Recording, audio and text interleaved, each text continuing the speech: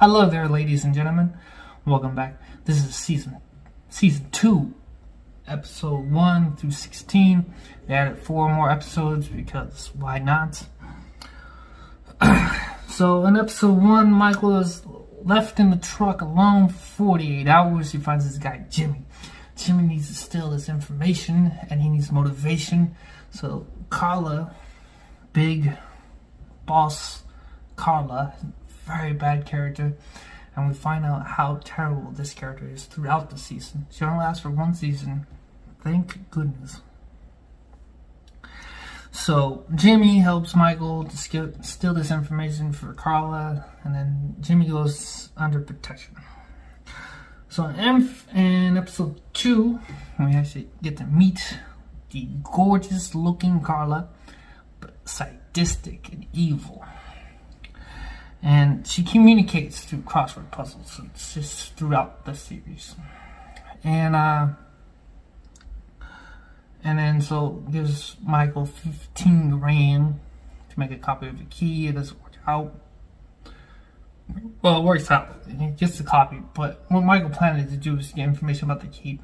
That didn't work out. But he stole the key because he made triplets. So he makes one for himself and one for, so on and so forth. So it's one for him, the original one, and then another one. So he steals the original or the duplicate of the duplicate. And in this mission, Michael helps a woman who's undercover to bring down this, I don't know, like a drug organization or something, And then eventually he brings it down, helps the lady, and the lady's like, yo, I want to tell everybody about you. And Michael's like, keep that shit on the DL, son. So on to episode 3. Season 2, episode 3. Michael steals information from an ambassador. No, what's it called? It's called a ambassador. Foreign countries on American soil that does business. They call it an ambassador, whatever the word is. Use the word right here. No, it's right here. Actually, it's over there. It's right there. That's the word. Anyways, so he steals information to try to get information about Carla, and she did tours in Afghanistan 10 years ago and tries to get that information with the blackmail. It doesn't work because that information is way more valuable than the information that he stole. So he returns that information and makes it look like a bribe. So it's a blackmail on top of a blackmail. So with that, he eventually gets the information. But that information is, limited. But it's better than what he had before. So in episode 4, Michael learns more about Carla, but Nate returns. And Nate has a limo business. And Nate has a receptionist. The sister got kidnapped by the Russian mob because she's foreign, and she found a secret way to sneak into America. And she got captive, hold hostage for an amount of money, and then she'll be released. They use that against the receptionist that works in the limo business that Nate also works in, so on and so forth. And Michael has to be in prison with one of the boss men, to fool him and thinking that he's one of him, from Russia and so on and so forth. And he leads him to the girls thinking he's on his side and sets him free with the help of Fiona and Sam. And of course, set free. And he gives his brother credit, which helps the relationship between Nate and the receptionist. The legendary Mike Weston giving you credit, which is one of the very few times that Michael gives Nate credit throughout the series. Just one a few times. So Nate has a limo business. Anyways, on episode 5. In episode 5, Michael finds Carla's P.O. box with a lot of work and a lot of stocking, and with the card or something. And then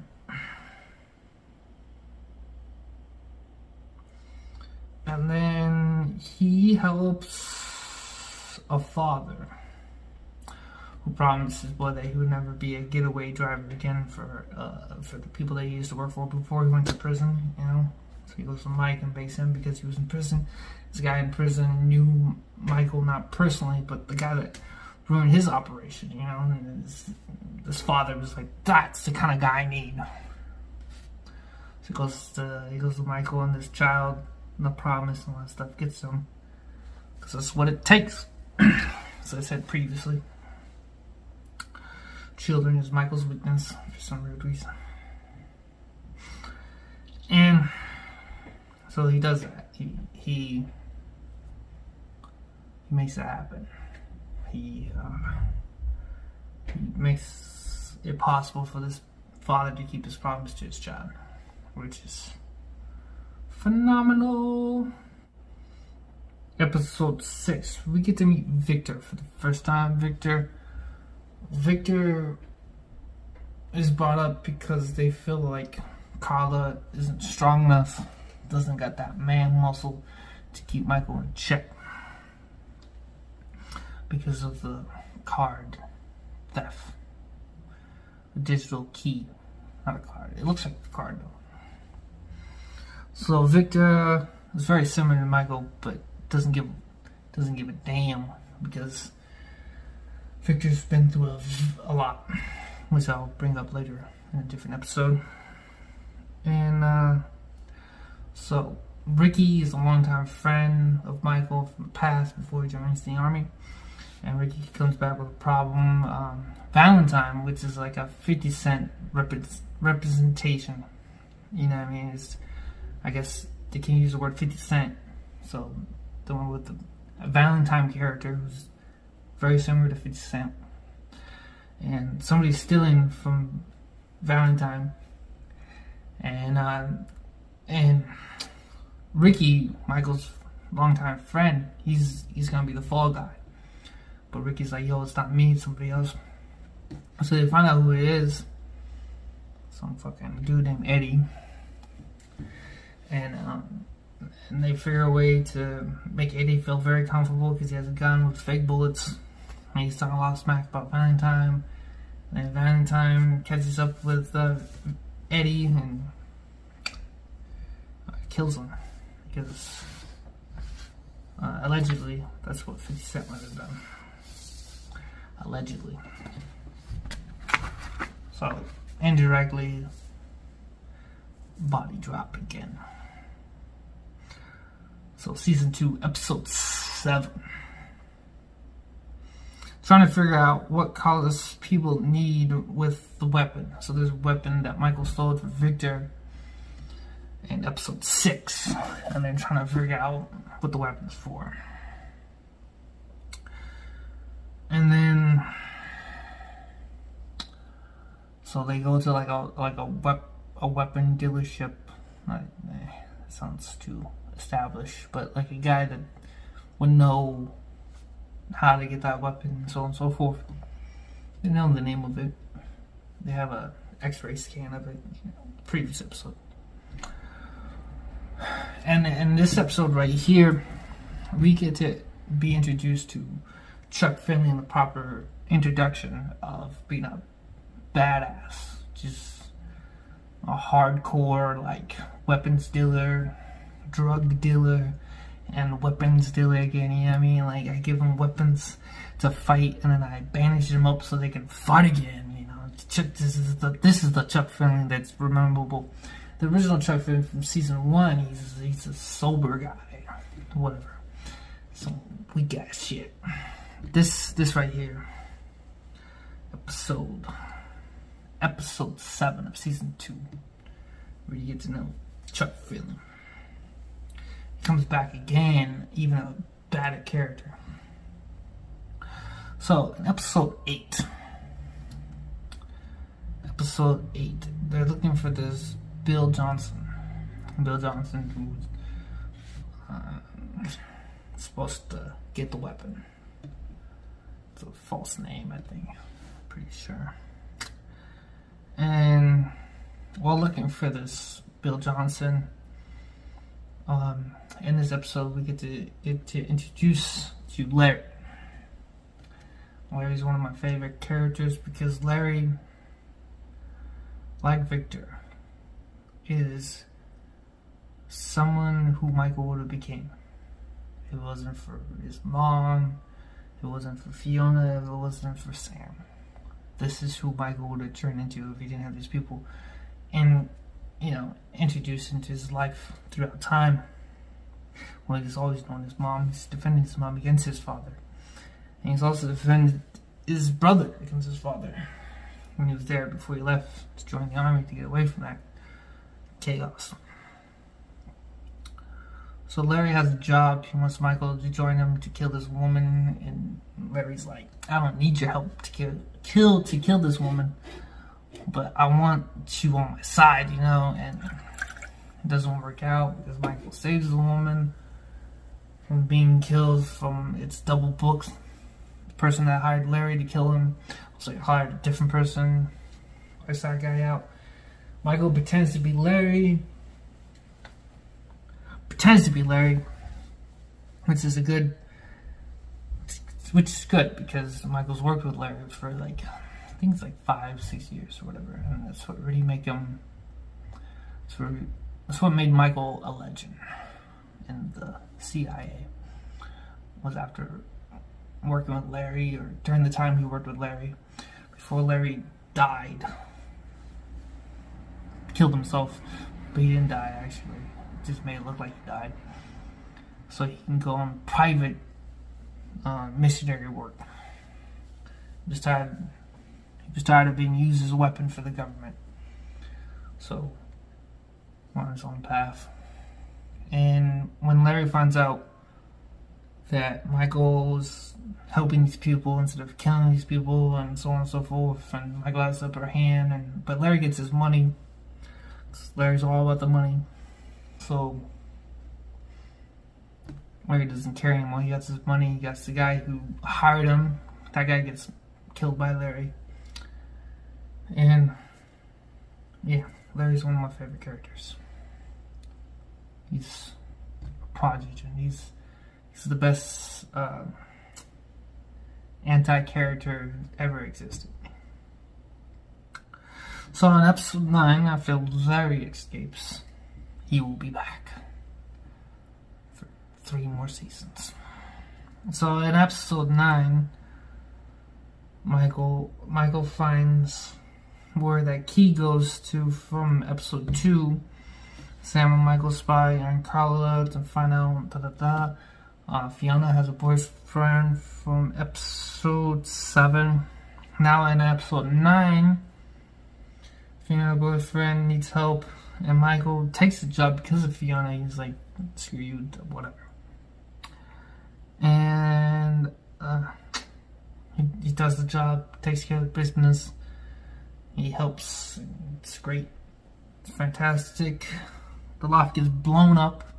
Michael almost dies by being chased by Carla, but the loft wasn't blown up by Carla. It was blown up by guess who, And in episode 10, Michael finds the father.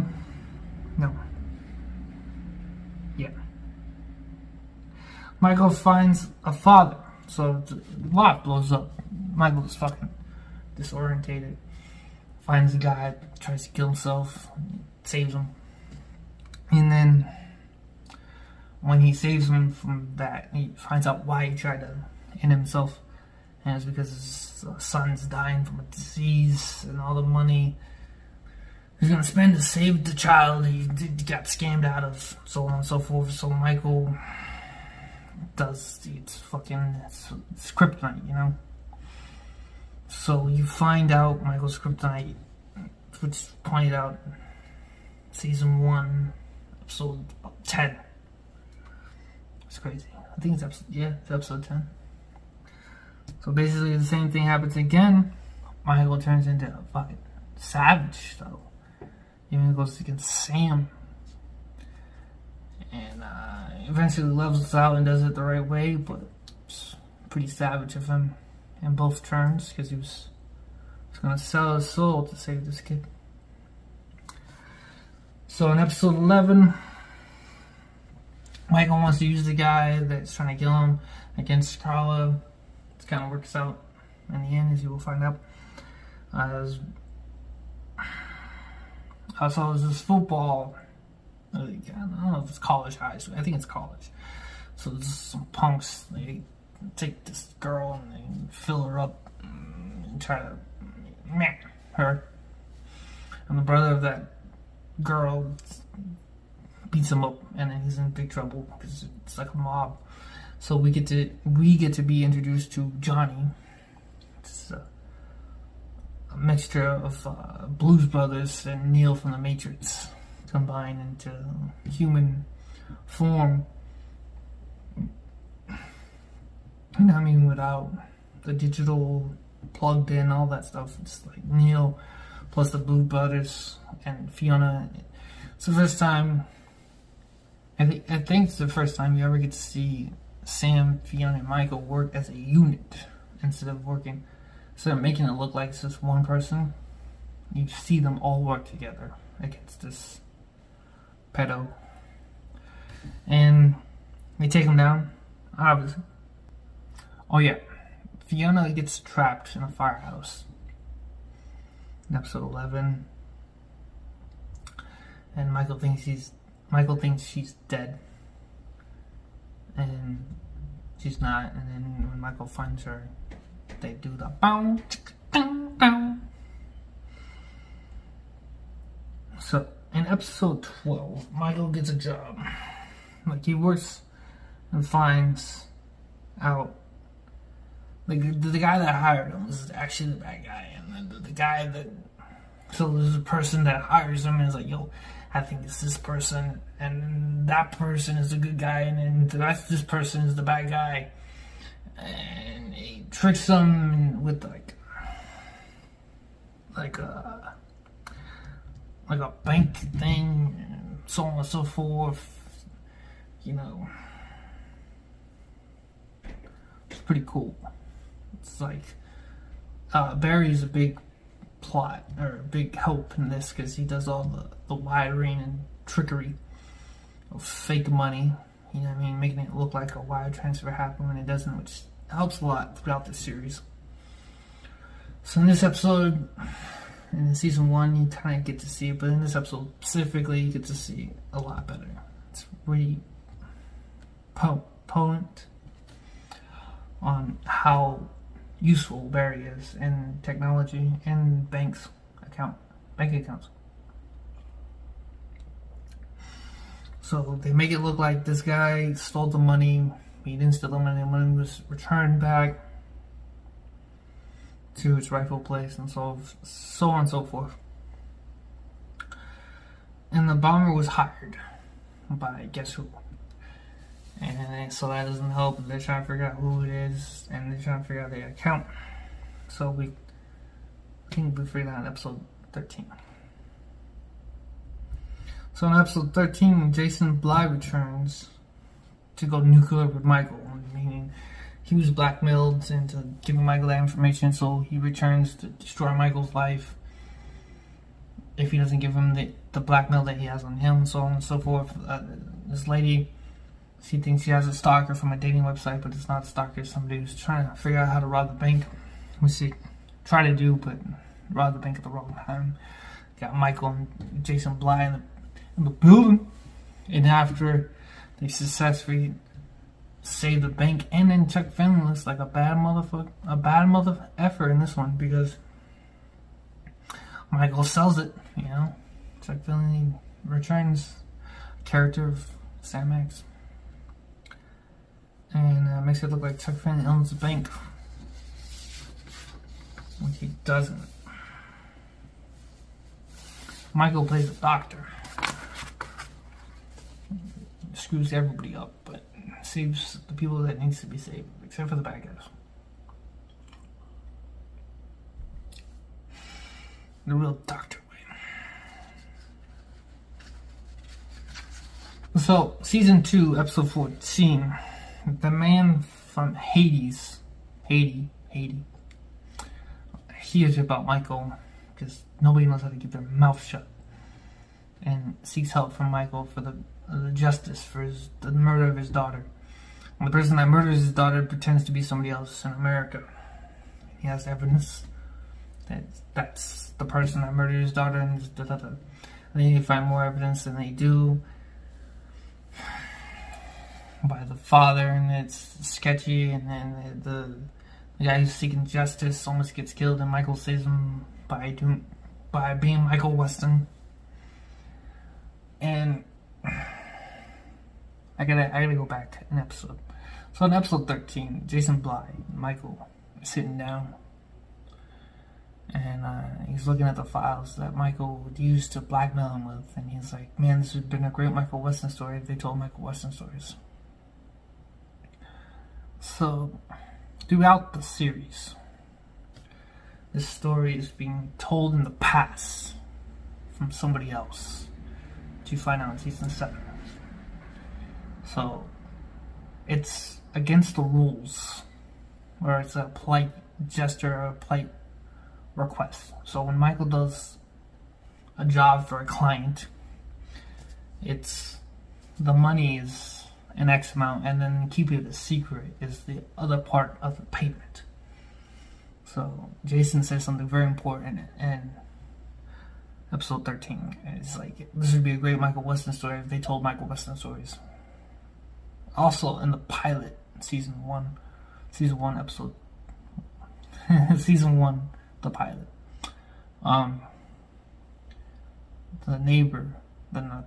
owner of the loft, he says, the legendary Michael Weston. So I thought there was a group of people. I didn't know it was just one person. He's like, nope, just one person. So in this episode 14, Michael makes it happen. He gives justice to this man's daughter. A child murdered, bringing justice. Pretty cool. And Michael's mom tries to spend time with them throughout this mission. A client, and a car radio gets stolen, but it's not actually stolen. It's just a thing, a jab, or an attempt to spend more time with her son, but no success. Episode 15. Episode 15, Victor is the guy who tries to kill Michael Weston. Season 14. Surprise, surprise. Michael catches up with Victor. In this episode, we get to meet two characters. Brandon is a very important character in future seasons. He's a psychopath. This episode, he hires Samantha, former girlfriend before Fiona, of Michael Weston. They're very similar, but Michael doesn't like similarities. He likes Fiona because Fiona is different. This way attracts him to Fiona more than Samantha, because Samantha is too similar to him and the ways they operate. So in this one, Samantha has a child with somebody else, and Brandon straps a bomb to the child to motivate them to steal the thing that he wants. And then so they steal it, and then they convince him that it's not worth being stolen, and they just return the item to where they stole it from. And Samantha is a very important character in episode 15, because you get to realize Michael and who Michael is through Samantha, and how Samantha likes to lie, and Samantha doesn't like to be attached. Samantha likes to be sneaky and stuff like that. And it's Michael, but in a manlier version. So very very good insight. And then also the insight of Michael's psychological, because in this episode you get to see that Michael doesn't want that. Michael likes Fiona, and Fiona is very aggressive. You know Fiona. Fiona has a reputation of being aggressive, and cars exploding, and you know, she was part of the IRA, and you know, she was very aggressive, and people fear Fiona. People know Fiona's name. Nobody knows who Michael is. It's just a legend. You know what I mean? It's a story told to put fear in people. The boogeyman, as the person who owns the law firm, pilot in the pilot, which is actually covered in the pilot, but my bad.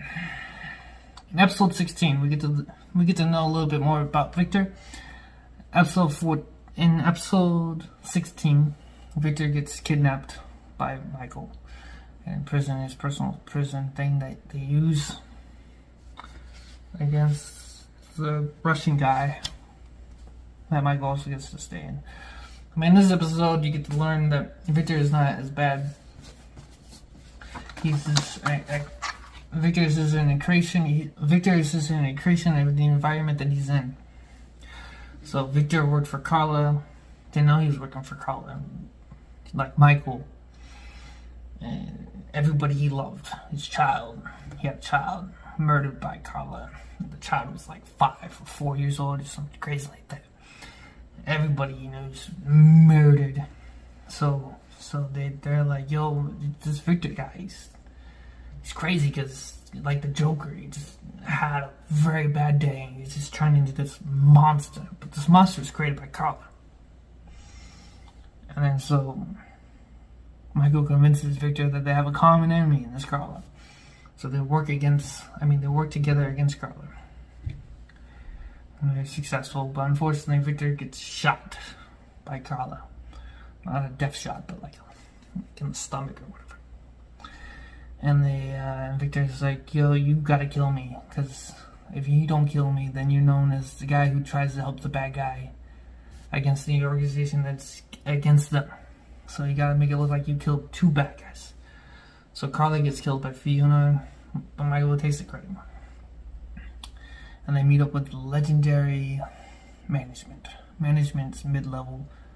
In season 3, at the end, actually season 4, episode 2, we get to meet. Yeah, he's like here, and then we get to meet Anthony, who's there.